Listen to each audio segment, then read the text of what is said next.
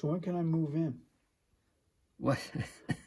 You got room for another toolbox? Just some more seal sleeve and connecting rod cap holder. Yes, I do have one of those kicking around. Once a threaded rod. I think it goes along. Lincoln's tool library.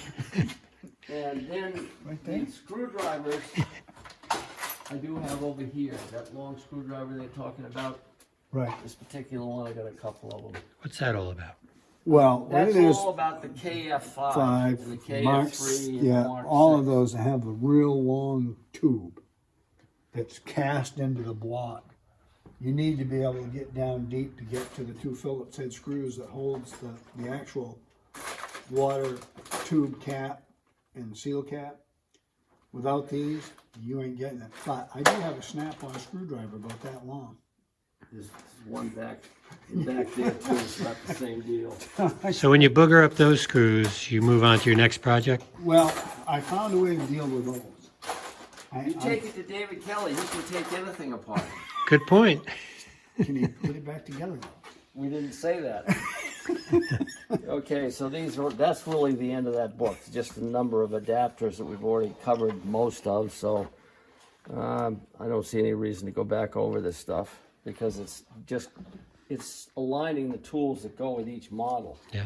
Hey, do you think there'd be any good use of scanning this catalog and putting it on our website for people to look at? Yeah, if you want to do that, that's fine with me. Yeah, people might like to refer back to it after Yeah? Okay. watching this video. I would think this one would be more useful, but see, there are the two wrenches. Flywheel wrench, okay? And there's the new one right there. Either one of them, but that's what replaced it, that one I showed you. So below it that's a strap wrench. It's two parts of a strap Right. wrench. Okay. Yeah. Well, I can see where this wrench right here would probably work on the larger cubic motors because where you put the puller, you have the 3 holes for your bolts to facilitate pull it off. Do you think that's what those are for? That might. Either Yeah, that would work really good. Bugger the threads in good shape, Oh, so you yeah, couldn't use a regular absolutely. puller on it. Right, good deal. Right, Yeah. absolutely nothing but the You better have a tap and die set handy. So, like I say, a lot of these things, like these step tools, here's one right here. Here's another one. This is just, there's a number of them, and I have them all numbered. You run into them when you're 24282. This goes in here, and this one, I've tried to number all these as I've identified them. You can see they have the number on them, 24700. That one goes in there, but there's a number of different ones. Okay, now what I would like to do is go through this catalog, and anything we haven't covered, we can cover in this one, and then I'll go to the very newest one, which has some tools that aren't in here either. That's wood, by the way. The reed holder jig holds reed inlet valve and reed inlet valve strap in position to tighten. You use your fingers. It really didn't amount to anything, but it was made out of wood. It's not something that. Have you seen one? Sometimes these tool guys will, like engineers, they like to kind of reinvent stuff. And they like to make tools for things that you didn't need them for. That any mechanic would say, well, I don't need that. What's that thing? Why are you giving me that? Now, this is a very interesting tool right here. This is a new one. And what this does is you put this down in a water pump cartridge in a Merc 500, a Mark 58A, a Mark 55, a Mark 50. And this grabs where those slots are at the bottom of the water pump cartridge. Yep. And then you tighten these screws up and they go from that to that and they go out into the holes. And then you put this down, it fits down over the outside edge of the housing itself, and then you tighten the screw up. And I've probably broken about 10 or 15 of these screws before I gave up using this thing. But again, if you know it's just been in there and you need to take it back out again for some reason, you're shimming and you need to squeeze stuff down, this thing works great for that.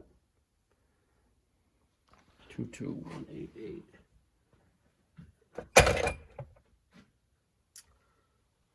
again, it's one of those tools that you use. And the Mark 25 one is the same deal. Now let's see if we can find that one. It's works a little bit differently. What part number does that one have? 24162. 24162. Here's this one. Okay, this works by knurling. It goes into the case, and then you pull up on it, and this is actually tapered, as you can see, and it jams out to the side. And destroys the water pump. Yeah, but you back then they had stainless steel inserts. You could put it back in again. Right. And again, maybe out in the Great Lakes it worked, but for saltwater engines, you can see this one looks virtually brand new, because any saltwater mechanic looking at that would just laugh and say, "What are you joking I'm going me?" to waste my time. Right? with that. Why even waste your time? How You gotta come take a drill cold bits chisel and- and go at it. Yeah. Here's another driver tool right here for different size seals and stuff. This would be driving seals down, or bearings, whatever. Which really, They all have part numbers, and you use them. That's all. You go by the part number. When you're looking at the book, let's say we're working on replacing magneto. Let's see, this isn't a good one to use. well, what I like about the seal drivers is the fact that you won't overdrive it into the hole, because it has the stop made right on it. So you can't overdrive it in the hole. Correct. And you're less likely to booger up the seal trying to drive it in there, especially if you can't get your fingers on it. Here we are right here. Here's some of the tools, okay? Water pump cartridge tool. For the Mark 40, you want to use a 24287. For the Mark 7, a 24714. And that's telling you what puller to use. And this again, there's a propeller shaft gear bearing tool. There it is, pushing it out, the bearing and or the gear. And it tells you what tool to use. So that's what the value of having the service manual is all about, because it tells you what tool to use. So long as you've got your tools numbered correctly, and don't do it with a black magic marker, because they're going to be gone the first time you use them. So you etch numbers into them. You etch numbers in it. With the Hey, what vibrating manual tool. is that again? Show me the cover. This one? Yeah. This is the first, I would guess this is the first master service manual. Okay, and that included details about which tools to use. Did the later manual? I don't remember seeing that in the later Yes, manual. it does. The later manual, I don't have an exact copy of the latest manual. This is 2500 something, but yeah, it does. Here's a good example right here. Removing a flywheel. Use puller number 91-24695A1. I stand corrected. Yeah. For all the times I've looked at my manual, I've never noticed that in here. Here's you read the fine remove print? piston rings and pistons with the power head. You put it on the power head stand. There's the part number of the power head stand when you need to use it, and so on. It's They're all right in in there. It's very user friendly. Yeah, it's not bad. And then this one has in the back tools again. This is from 1960, so you can see the tools have changed quite a bit. There's a 4 and 6 cylinder, except for the Merc 800, which had, this would be the 800 stand right here, the fat crankshaft. This would be a Mark 20, this would be for a Mark 55. Mark 55, 50, 58, 500, so on. Okay, so we'll go through this real quickly too. See if the wheel puller is that Super Silent 6 stand.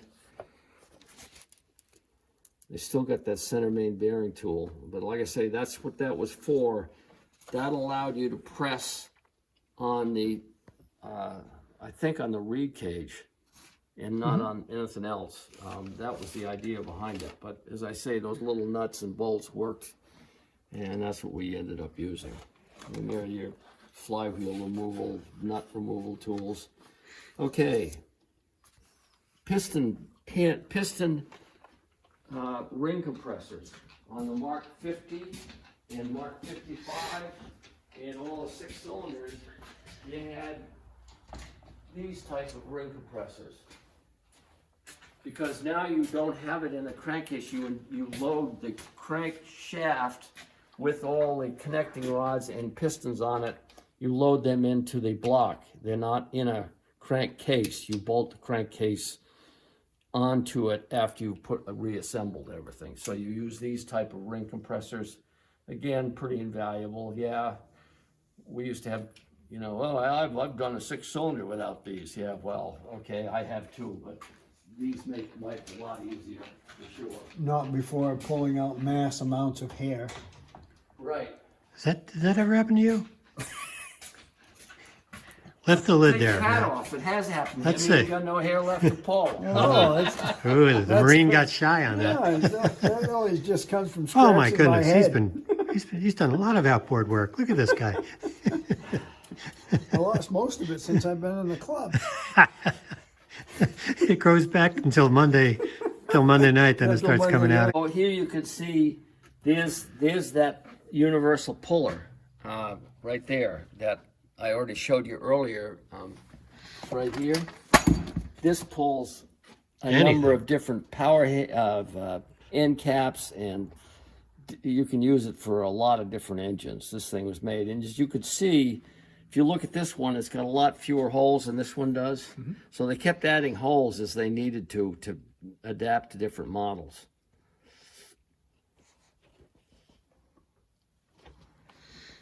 Okay, and then this has changed a little bit too. You can see this one has a few extra holes in it as well. That's the later puller. Okay, so this one's, like I say, it has more holes in it. Again, it's that puller plate. I showed you those. This is a one that was made with screws. I don't have one, but you can see that they used. I still have that puller arrangement to make that work. And let's see, we've looked at those. That's another one that's got a little bit shorter flange to it, but it works the same way. And the piston pin bearing tool, it's, again, you've got a number of different ones, and they change again. And there's the piston pin removal tool, and again we have the rotor removal tool, which we covered earlier in the other manual. And compression, connecting rod fixture. That was to tell whether you had a bent or twisted rod. I don't have one. I don't think I've ever seen one, but I think that was the idea of that fixture. Mm-hmm. And this right here, compression tester, they sold those up until a couple of years ago, and the problem with them is that the new ones that you get from Sierra, the head on it's too fat, and they don't fit down in the number 6 hole, and a lot of the they won't work. They hit on the edges. No, I had to make one. Yeah, did you? Yeah. How did you do yours? Did you find one that was thinner? No, actually, I took a spark plug, Yeah. took the porcelain out of it, Yeah. and I took an elbow, soldered it inside the spark plug, and put a rubber hose on it. It has the same connector as mine. So you just you screw it in and then put the hose on it afterwards. Not a bad idea. I like that. That's a good one. Yeah. All right. So now again we're looking at timing gauges. Here's that same timing gauge I was telling you about. Maybe we can find it on the 29454. 29454. That'll be up here. 29454. Yes, I do. It is 24111. I knew I had that tool. All right. There it is right there. Okay, it is found. Because they had 2 different timing rods for it. Some engines, they won't, there's none of those spring-loaded timing gauges you can use. So you have this thing right here. And this one, I think you have to use the KG9. You see those lines on it? That's for some engines. tells you what 29454, maybe it tells you who's it for. Insert for Mark 55H, 30H, 20H. Okay, so and if it's a racing engine, Well, each one of these numbers that we have, the point, like the point, and then this is for the standard engines right here. These would be the marks. You'd screw this into the hole, hold it against, you bring it up until you'd hold your finger on the end of this and then bring the piston up to it and get the timing mark. now is this, See there, it tells you what the marks mean right there. now these increments that they have, is that in thousands of inches? Yes. Okay, I Yes. thought so. I'm going, Yes. because when I first saw, some of them had a flywheel, had a number on it, it's like 380.380. Right. Well, I'm thinking, well, you couldn't run this engine if that was 380 degrees before dead center. It's impossible. And then I realized that it was done in thousands of inches. It's not done for you automotive guys, it's done for us marine mechanics. And you know, what you've learned. You understand the meaning of a word thwacker. You don't have those in the automotive industry for Well, whacking off we had warriors. wangers, but they were made out of steel. Oh, I see. Yeah.